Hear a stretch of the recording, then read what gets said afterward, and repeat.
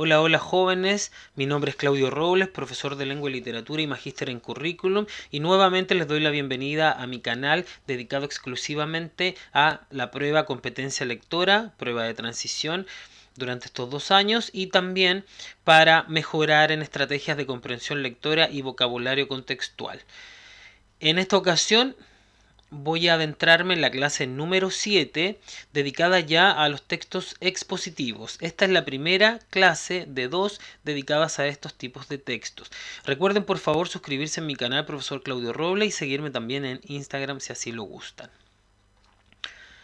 El camino que les he propuesto va así. Hoy día ya nos adentramos en textos expositivos, hemos ingresado con el propósito de la lectura, el proceso de esa lectura, luego los textos literarios, la primera parte, la segunda parte, la etimología en vocabulario y también cápsulas de nivelación de títulos, distractores y marcación textual.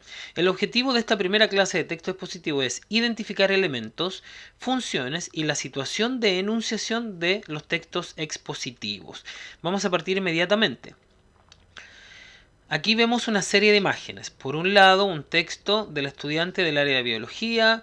Ahí dice que hay un informe, una ley, ¿verdad? Es bastante antiguo lo que aparece ahí, pero es una ley. Hay una revista que dice muy interesante, una tesis por aquí y también un periódico. Todo esto tiene algo en común. Todos estos textos tienen una función del lenguaje referencial o informativa. O sea, cada uno de estos textos que pueden aparecer aquí, como noticia, reportaje, una tesis, una ley, es para que el receptor se informe, ¿ya? O sea, función referencial. Ya sabemos ya entonces que los textos de estudios también van a ser textos con funciones informativas y referenciales. Veamos qué son los textos expositivos. Los textos expositivos tienen como propósito informar. Otro sinónimo conceptual sería, tiene como propósito exponer información, dar a conocer. Todo eso abarca una dimensión de las funciones del lenguaje que se llama referencial. La van a encontrar con otros nombres como representativa o también simplemente decirle la función informativa del lenguaje. Ya eso estaría bien y se entiende claramente el propósito del emisor si lo nombramos así. Por lo tanto, un texto expositivo se dedica, su objetivo es informar, exponer información o dar a conocer. ¿Qué factores están implicados en estos textos expositivos que dan a conocer información, que exponen, que informan? Hay un emisor y un receptor que son asimétricos, ¿ya? La palabra asimetría tiene que ver con una relación no igualitaria, no en equidad, ¿verdad?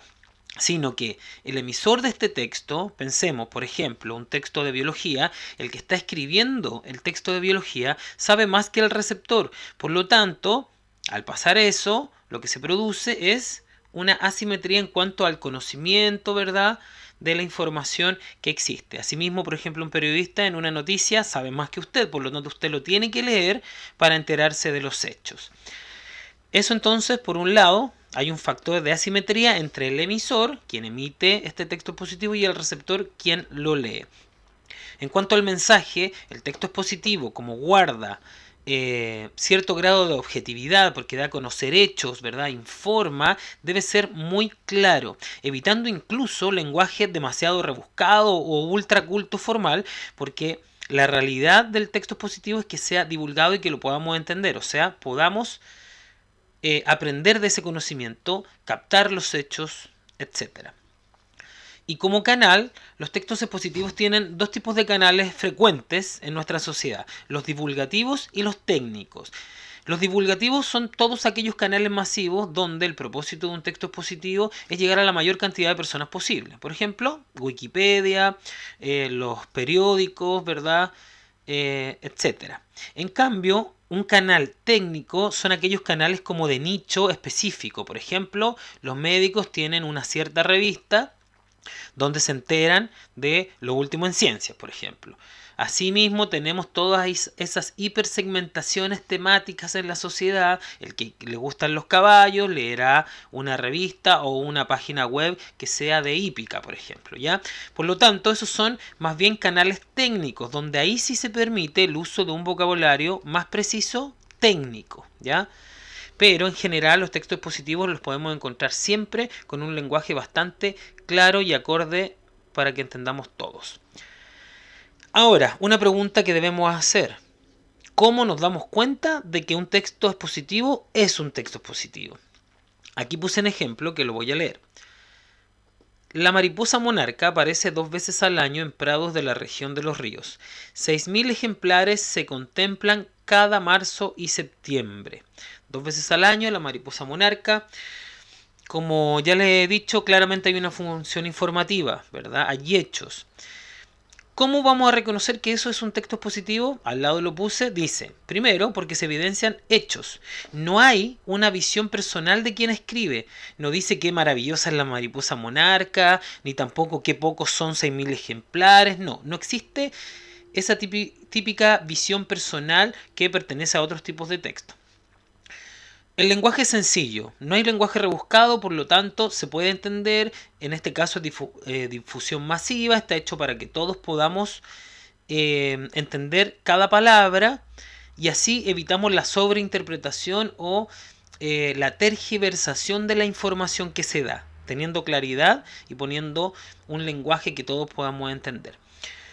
Por último, agreguemos también que un texto como este podría estar acompañado, ¿cierto?, de cifras, de porcentajes, de citas textuales, de imágenes de nuestra realidad, ¿cierto?, como lo que ustedes quizás ya conocen como infografía, alguna foto en una noticia, ¿cierto?, una cita de un experto, porcentajes de un estudio, todo lo que nos dé más arraigo a la objetividad y a la también confianza de la información, ¿verdad? Porque el texto expositivo finalmente lo que busca es transferir verdad, hechos de la realidad.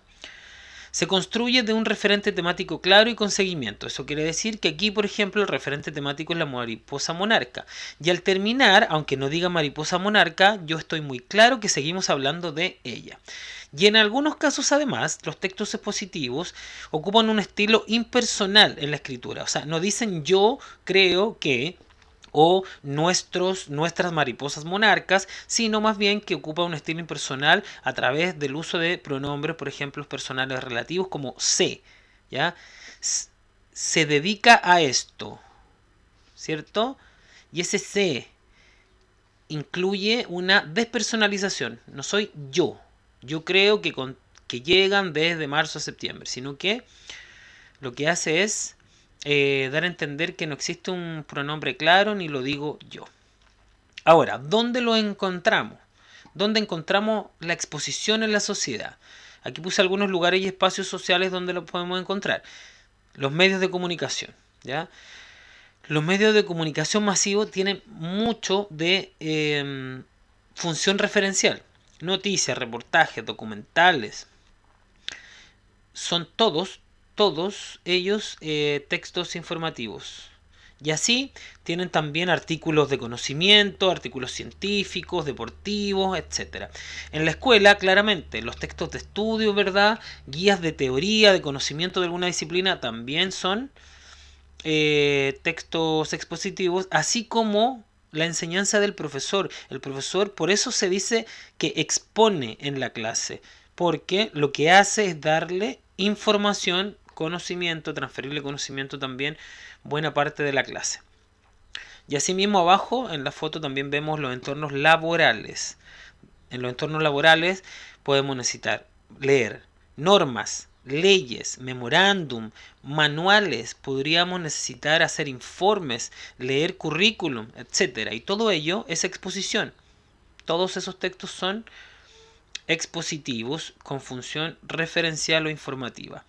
O sea, básicamente todos los entornos donde se valore la realidad y la verdad de los hechos o la información. Donde queramos enterarnos de conocimiento nuevo, de verdad de la realidad, ahí siempre va a haber un espacio para un texto expositivo.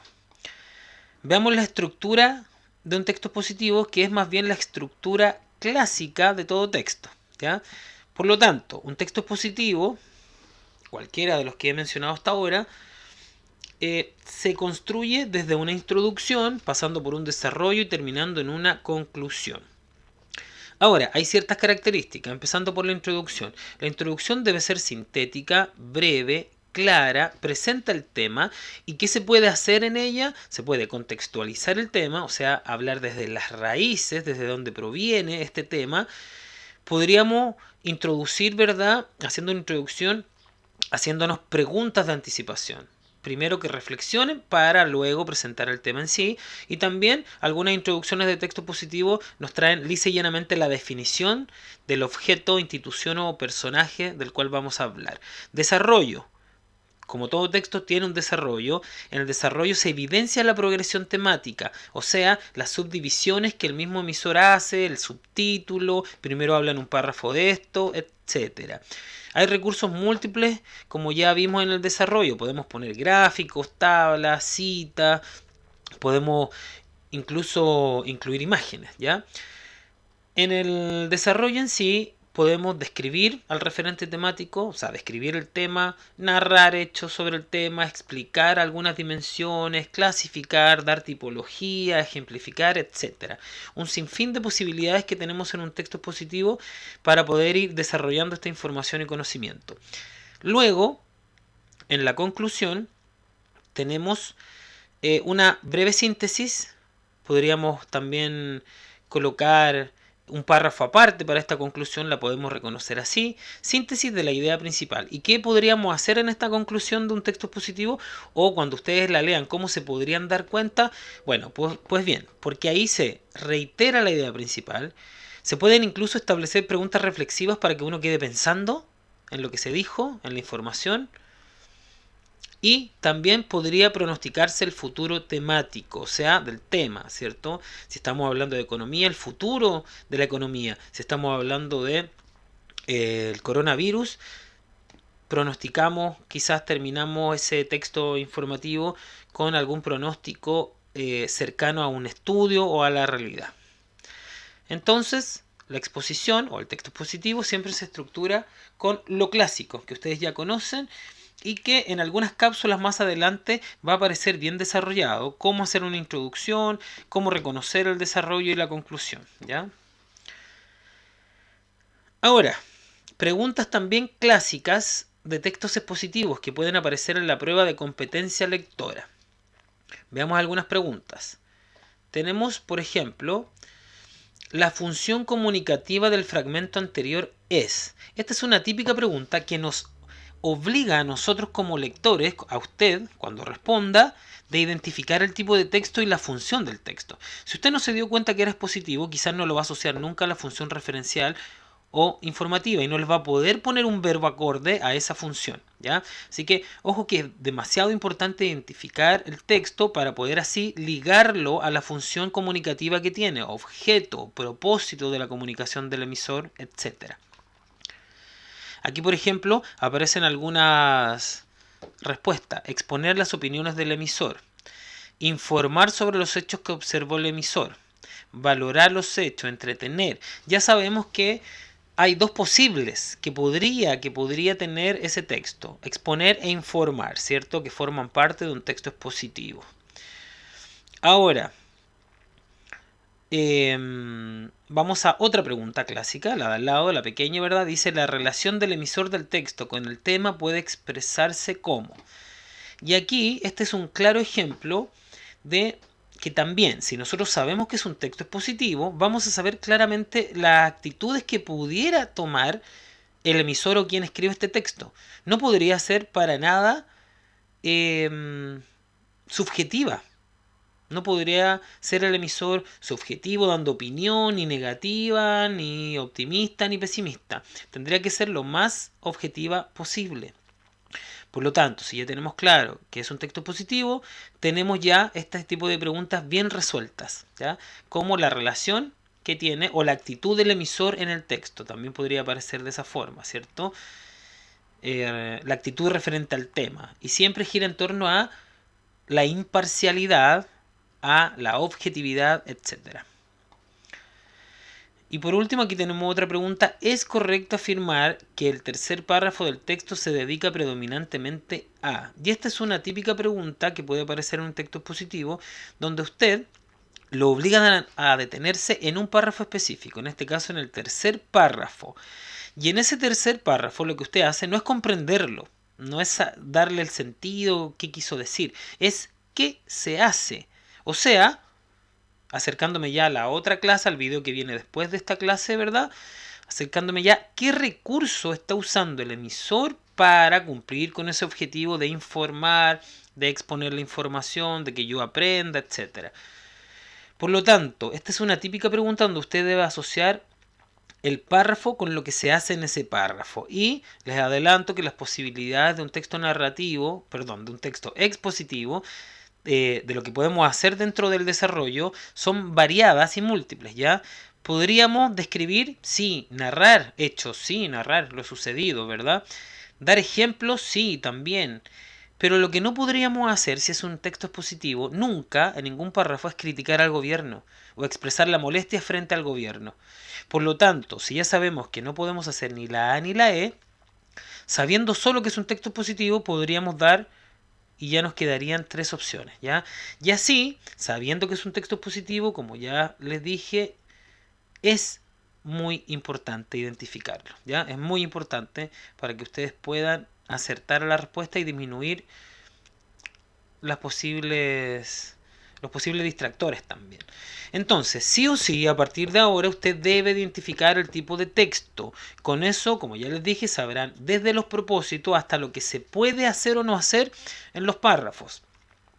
Y además, si usted se sabe el tipo de texto y usted ya dijo, ya es expositivo, usted no va a tener que hacer un análisis posterior del texto. Ya usted ya sabe que es expositivo, ya identificó que era una noticia, identificó que era un informe, por ejemplo. Identificó que esto es un artículo científico. Por lo tanto, ya tiene bastante tiempo ganado para algunas de las preguntas que van a aparecer después. Para ir finalizando ya esta clase, fijémonos entonces en los obstáculos que puede tener para usted un texto expositivo. En realidad los obstáculos no tienen que ver con no entenderlo, porque como ya dijimos, el texto expositivo está hecho con mucha claridad, un lenguaje incluso más simple, por lo tanto, de entenderse yo creo que sí se va a entender. Ahora, obstáculos precisamente es de no darse cuenta de la función del texto. Ni siquiera analizar el texto y no darse cuenta que esta es una noticia, por lo tanto tiene una función específica, no tiene otra. La función no es apelativa, criticar ni valorar, sino que es otra, ¿verdad? Informar. No darse cuenta de eso es un obstáculo, un gran obstáculo y dificultad que le puede presentar. A la hora de leer un texto positivo, confundir también los recursos de los párrafos. Por eso voy a hacer en la clase siguiente, clase 2 del texto expositivo, nos vamos a dedicar un poco a los recursos que uno puede utilizar en los textos expositivos, ¿ya? Confundir recursos. Por ejemplo, si en un párrafo están narrando y usted en la respuesta no sabe si eso es narración o descripción, o si está ejemplificando, será lo mismo que explicar. Por lo tanto, esas confusiones también pueden traer a errores en la respuesta. También confundir estructuras de párrafo. Por ejemplo, confundir una causa por una consecuencia o no poder identificar el problema y no darse cuenta así que es una estructura fija de problema y después la solución. También, en general, son confusiones. Ahora, estrategias básicas que podemos realizar para enmendar todas estas dificultades. Adjuntar comentarios del recurso utilizado al lado de cada párrafo. Eso quiere decir que si yo voy en el párrafo 3, al lado lo que debo hacer es poner, por ejemplo, aquí se ejemplifica. En el otro, aquí se narran los sucesos más importantes, ¿ya? Por lo tanto, es bien importante comentar. Ahora, comentar no quiere decir que yo voy a decir, este párrafo me pareció bien porque... No, eso es más bien crear una opinión, un sistema de opinión argumentativa. Yo lo que le estoy diciendo es un simple comentario. Un comentario como, al parecer aquí se está explicando el concepto. Aquí se dan los tipos. Comentarios cortos, 3 palabras, 4 más no. Y lo otro, la otra estrategia que es muy básica y que les va a servir mucho, es identificar de qué estamos hablando y la idea principal, o sea, el enfoque de ese tema, ¿ya? En las próximas cápsulas yo también les tengo algo preparado con esto, ¿ya? Para diferenciar la idea principal, el tema y los propósitos, y cómo siempre enterarnos y nunca fallar en identificar el tema y no confundir con otros conceptos como idea principal. Entonces, la clase ha terminado y voy a terminar con las dos secciones que siempre estoy colocando en mis videos, ¿verdad? Primero, ojos rojos. En ojos rojos les voy a recomendar el origen del lenguaje humano, ¿ya? Esto está en un blog que se llama Entre Homínidos. Se los voy a dejar también en la descripción del video. Y por supuesto que les tengo que recomendar un texto expositivo que es muy importante para ustedes, sobre todo ahora, el temario completo de la prueba de competencia lectora. Ya está completo. Por lo tanto, ese texto expositivo es fundamental que se lo lea completo. ¿Qué habilidades le solicitan? ¿Cuál es el porcentaje de posibles preguntas de tal o cual dimensión? ¿Ya?